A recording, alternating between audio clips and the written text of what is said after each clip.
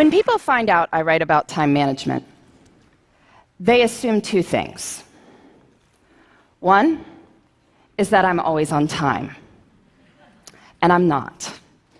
I have 4 small children, and I would like to blame them for my occasional tardiness, but sometimes it's just not their fault. I was once late to my own speech on time management. We all had to just take a moment together and savor that irony. The second thing they assume is that I have lots of tips and tricks for saving bits of time here and there. And sometimes I'll hear from magazines that are doing a story along these lines, generally on how to help their readers find an extra hour in the day. And the idea is that we'll shave bits of time off everyday activities, add it up, and we'll have time for the good stuff. And I question the entire premise of this piece. But I'm always interested in hearing what they've come up with before they call me. So some of my favorites: doing errands in a way where you only have to make right-hand turns, being extremely judicious in microwave usage, so it says 3 to 3.5 minutes on the package. We are totally getting in on the bottom side of that. And my personal favorite, which makes sense on some level, is to DVR your favorite shows so you can fast forward through the commercials. And that way you save about 8 minutes every half hour. So in the course of 2 hours of watching TV, you find 32 minutes to exercise. Which is true. You know another way to find 32 minutes to exercise? Don't watch 2 hours of TV a day, right? Anyway, the idea is we'll save bits of time here and there, add it up, we will finally get to everything we want to do. But after studying how successful people spend their time and looking at their schedules hour by hour, I think this idea has it completely backward.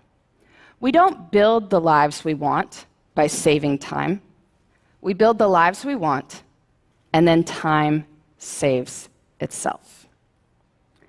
Here's what I mean. I recently did a time diary project looking at 1,001 days in the lives of extremely busy women. They had demanding jobs, sometimes their own businesses, kids to care for, maybe parents to care for, community commitments. Busy, busy people. I had them keep track of their time for a week so I could add up how much they worked and slept, and I interviewed them about their strategies for my book. One of the women whose time log I studied, she goes out for a Wednesday night for something. She comes home to find that her water heater has broken, and there is now water all over her basement. If you've ever had anything like this happen to you, you know it is a hugely damaging, frightening, sopping mess. So she's dealing with the immediate aftermath that night. Next day, she's got plumbers coming in. Day after that, professional cleaning crew dealing with the ruined carpet. All this is being recorded on her time log. Winds up taking 7 hours of her week. 7 hours. That's like finding an extra hour in the day. But I'm sure if you had asked her at the start of the week, could you find 7 hours to train for a triathlon? Could you find 7 hours to mentor 7 worthy people? I'm sure she would have said what most of us would have said, which is no. Can't you see how busy I am? Yet when she had to find 7 hours, because there is water all over her basement, she found 7 hours. And what this shows us is that time is highly elastic. We cannot make more time, but time will stretch to accommodate what we choose to put into it. And so the key to time management is treating our priorities as the equivalent of that broken water heater. And to get at this, I like to use some language from one of the busiest people I ever interviewed. By busy, I mean she was running a small business with 12 people on the payroll. She had 6 children in her spare time. I was getting in touch with her to set up an interview on how she had it all, that phrase. I remember it was a Thursday morning, and she was not available to speak with me, of course, right? But the reason she was unavailable to speak with me is that she was out for a hike, because it was a beautiful spring morning, and she wanted to go for a hike. So, of course, this makes me even more intrigued, and when I finally do catch up with her, she explains it like this. She says, "Listen, Laura, everything I do, every minute I spend is my choice. And rather than say, I don't have time to do X, Y, or Z, she'd say, I don't do X, Y, or Z because it's not a priority. I don't have time often means it's not a priority." If you think about it, that's really more accurate language. I mean, I could tell you I don't have time to dust my blinds, but that's not true. If you offered to pay me $100,000 to go dust my blinds, I would get to it pretty quickly. Since that is not going to happen, I can acknowledge this is not a matter of lacking time. It's that I don't want to do it. Using this language reminds us that time is a choice. And granted, There may be horrible consequences for making different choices, I will give you that. But we are smart people, and certainly over the long run, we have the power to fill our lives with the things that deserve to be there. So how do we do that? How do we treat our priorities as the equivalent of that broken water heater? Well, first we need to figure out what they are. And I want to give you 2 strategies for thinking about this. The first, on the professional side. I'm sure many people coming up to the end of the year are giving or getting annual performance reviews. You look back over your successes over the year, your opportunities for growth. And this serves its purpose, but I find it's more effective to do this looking forward. So I want you to pretend it's the end of next year. You're giving yourself a performance review, and it has been an absolutely amazing year for you professionally. What 3 to 5 things did you do that made it so amazing? So you can write next year's performance review now. And you can do this for your personal life, too. I'm sure many of you, like me, come December, get cards that contain these folded up sheets of colored paper, on which is written what is known as the family holiday letter. Bit of a wretched genre of literature, really, going on about how amazing everyone in the household is, or even more scintillating, how busy everyone in the household is. But these letters serve a purpose, which is that they tell your friends and family what you did in your personal life that mattered to you over the course of the year. So this year's kind of done, but I want you to pretend it's the end of next year. And it has been an absolutely amazing year for you and the people you care about. What 3 to 5 things did you do that made it so amazing? So you can write next year's family holiday letter now. Don't send it. Please, don't send it.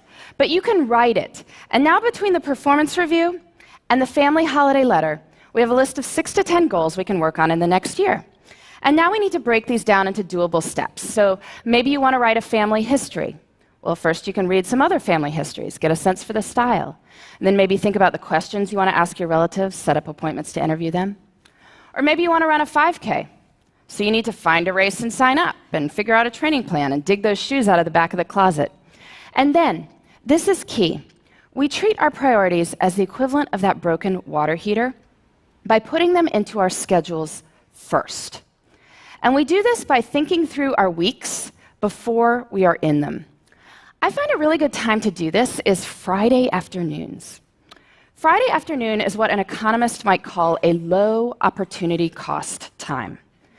Most of us are not sitting there on Friday afternoon saying, I am excited to make progress toward my personal and professional priorities right now. But we are willing to think about what those should be. So take a little bit of time Friday afternoon, make yourself a 3-category priority list: career, relationships, self. Making a 3-category list reminds us that there should be something in all 3 categories. Career we think about, relationships, self, not so much. But anyway, just a short list, 2 to 3 items in each.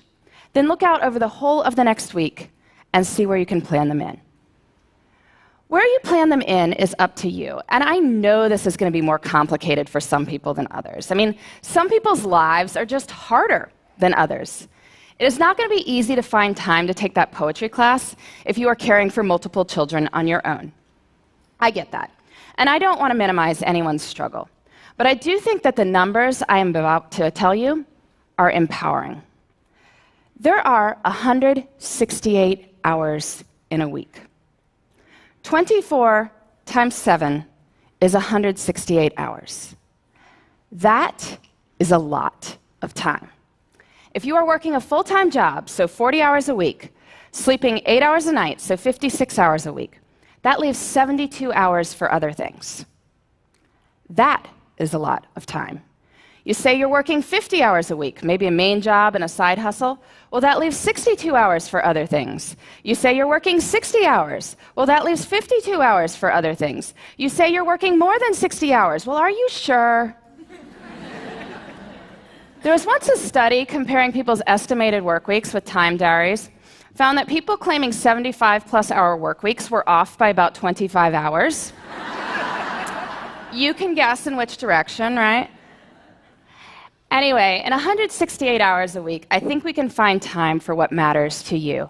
If you want to spend more time with your kids, you want to study more for a test you're taking, you want to exercise for 3 hours and volunteer for 2, you can. And that's even if you're working way more than full-time hours. So we have plenty of time, which is great, because guess what? We don't even need that much time to do amazing things. But when most of us have bits of time, what do? Pull out the phone, right? Start deleting emails, or otherwise we're puttering around the house or watching TV. But small moments can have great power. You can use your bits of time for bits of joy.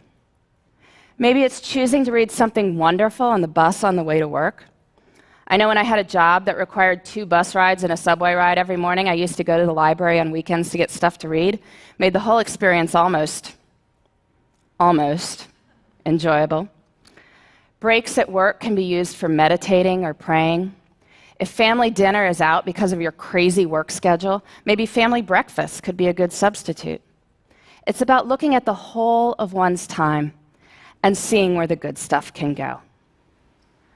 I truly believe this. There is time. Even if we are busy, we have time for what matters. And when we focus on what matters, we can build the lives we want in the time we've got. Thank you.